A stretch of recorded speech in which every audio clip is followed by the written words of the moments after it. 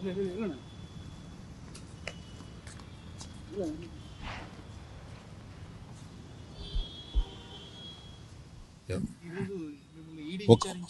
నిమిషం.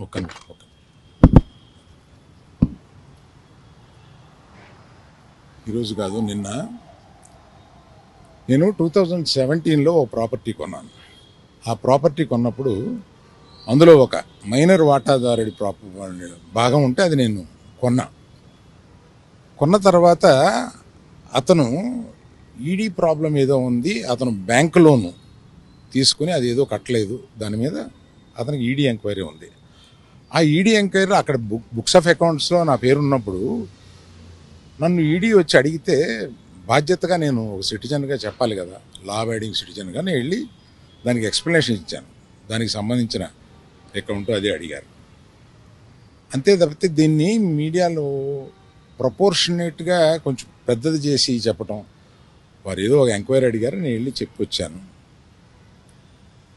ఇంతకు తప్పితే నేను చెప్పేది ఏమీ లేదు. ఏమండి, అవన్నీ నేను ఒక కేసు అక్కడ ఈడీలో ఉన్నప్పుడు నేను ఇవన్నీ చెప్పడం కరెక్ట్ కాదు, చెప్పలేను. Thank you.